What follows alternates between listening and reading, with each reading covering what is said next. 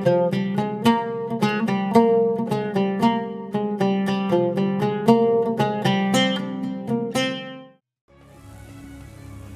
الله الرحمن الرحیم. السلام علیکم ملګرو.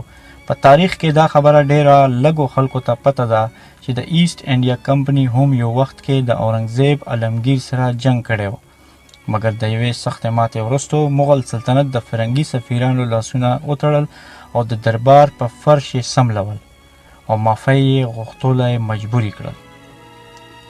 خبره داسې وه چې د ایسټ انډیا کمپنی جوړولو نه پس انګریزانو د هندوستان په بیلو بیلو برخو کې د خپل سوداګرۍ بازارونو جوړولو سره سره تجارت هم شروع کړلو. انګریزانو د هندوستان نه ریشم، د ګوړې شربت، کپړې او معدنیات او د ډاکا ململ وغیره به انګلستان ته ایکسپورټ کولو، ځکه چې د دغو سیزونو به په انګلند کې ډیره غوښتنه وه. د انګریزانو د تجارت په سامان به ټیکس نه لګېدو، بلکې د دوی د ټول سامان د قیمت نه به 3.5% وصولي کېدله. په دې زمانه کې صرف انګریزان نه بلکې پرتګالیان او ولندیزیان تاجرانو نه علاوه نور آزاد تاجران هم په دې علاقې کې سرګرم وو.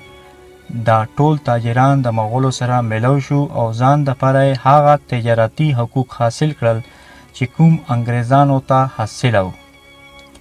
کله چې دا خبره په لندن کې د کمپنۍ مرکزی دفتر ته ورسېده، نو د ایسټ انډیا کمپنی رئیس یعنی چیرمن جوزایا چایلډ ډیر زیات قهر شو. هغه دا نه غوښتل چې بل څوک دې په خپله ګټو کې شریک کړي. په دې مناسبت د جوزایا چایلډ لخوا یو پریکړه یعنی فیصله یوازې عجیبه نه وه، بلکې ډیره بیوقوفه او نادانه فیصله وه. هغه په هندوستان کې د کمپنۍ واکدارانو له دا حکم ورکړو چې د عربین اوشین یعنی بحر عرب او د بنګال په خلیج کې د مغولو بحري جهازونه بند کړي او کم شپس یعنی کشتۍ چې په لاس درځي نو هغه لوټ کړي. یوازې دا نه بلکې 1486 عیسوي کې چایلډ 2 پلتونه فوجان هندوستان ته واستول او هغو ته دا حکم ورکړو چې د چټاګانګ د نیولو لپاره په هندوستان کې پراته انګریزان فوجیانو سره لاسونه یو کړي. چایلډ د نوم په مناسبت دی جنگ ته جنگ چایلډ هم ویل کیږي، چایلډ وار. یا خو چایلډ ډیر په رښتیا چایلډ یعنی بچی و او یا خو ډیر زړور و چې دی د 308 سپیانو په مدد د دنیا په ټولو کې طاقتور او مالدار سلطنت خلاف یې جنگ همت وکړو. اورنګزیب د بادشاهۍ او د سلطنت سرحدونه د کابل نه تر ډاکې پورې او د کشمیر نه تر پانډی چری پورې 40 لکه مربع کیلومتره رقبې باندې خور وو. فقط دا نه بلکې د اورنګزیب فوجیان د دکن بادشاهانو سره، د افغانان پښتنو سره او د مرهټو سره په جنگونو کې داسې قدر تجربه کار شوي وو چې دی وخت کې د دنیا غټ نه غټ لښکر ته هم ماته ورکولی شوه. د دلی لښکر یو خوا یوازې د بنګال صوبیدار شایسته خان سره 40,000 فوجیان وو. یو اندازې مطابقه د مغول فوج کل تعداد 9 لاک نه هم زیات وو او پکې هندوستانی، عربي، افغاني، ایرانی حتی کې فرنګي هم شامل وو. کله چې د مغل خلاف جنگ لپاره د لندن نه حکم راغی نو په ممبئی کې د کمپنۍ سپیانو د مغولو 100 بحري جهازونه لوټ کړل.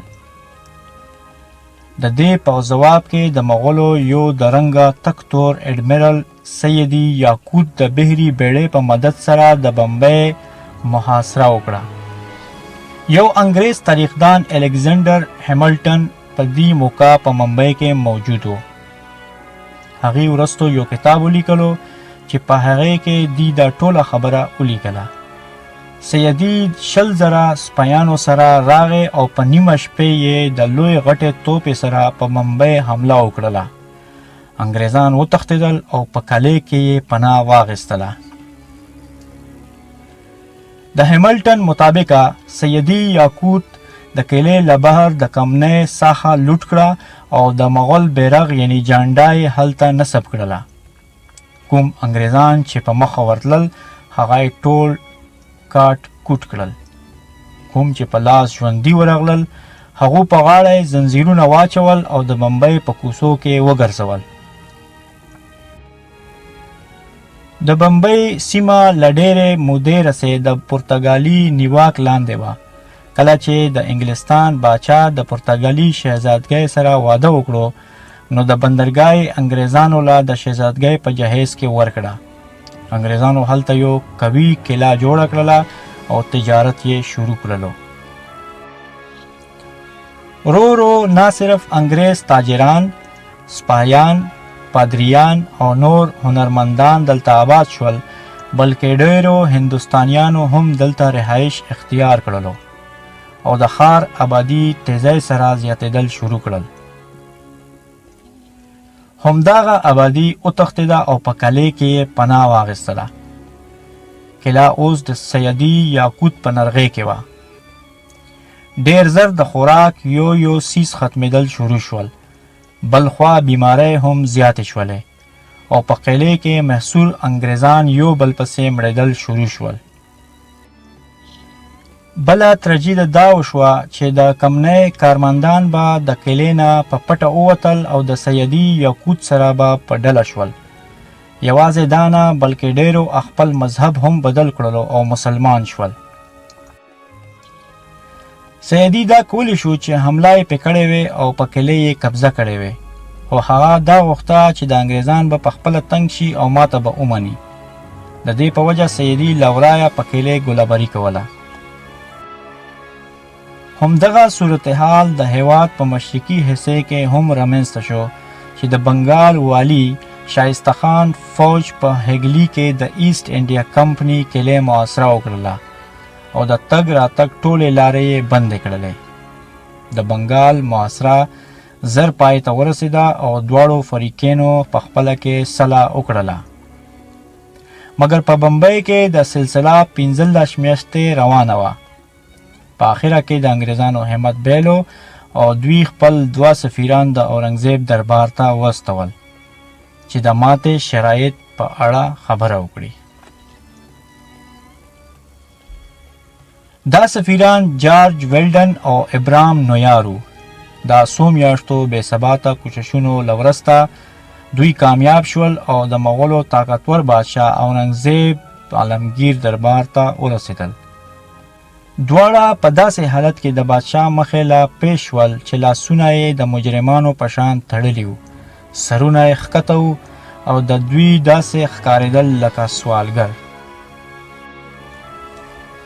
کله چې دا دواړه سفیران د مغل سلطنت تخت ته ورسېدل ایمل دوی ته امر وکړو چې په ځمکه سملی.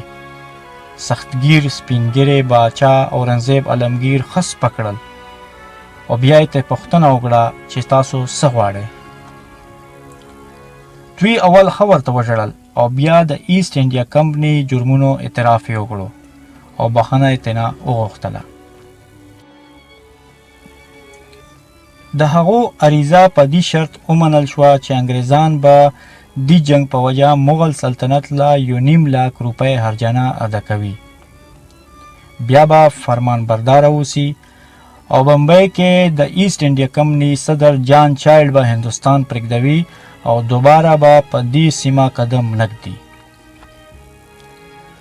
انګریزانو سره بله لاره نه وه او له مجبورۍ یې دا ټول شرطونه ومنل. بیرته بمبئی ته لاړل او سیدي یاقوت له یې د اورنګزیب لیک یعنی خط ورکړو. له دې نه پس دا محاصره پای ته ورسېدله او د انګریزانو ځان ایله خلاص شو. انګریزان 15 میاشتې وروستو آزاد شول.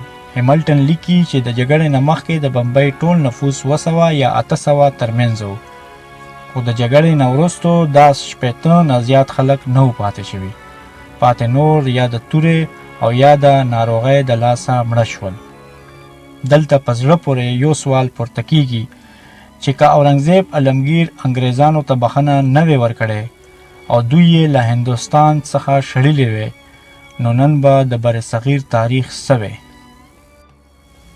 او بیا هغه وخت په 1850 کې راغی چې ایست انډیا کمپنی اخیری مغل بادشاه بهادر شاه ظفر ونیولو او قید یې کړلو. ملګرو دا و چایلډ وار مختصر تاریخ. د تاریخ نورا ویډیوز کتلو دپاره زمونږ چینل سبسکرایب کړئ او بیل آیکان هم پریس کړئ چې زمونږه تازه ویډیو تاسو ته په وخت د سره رسیږي. ملګرو د الله په امان.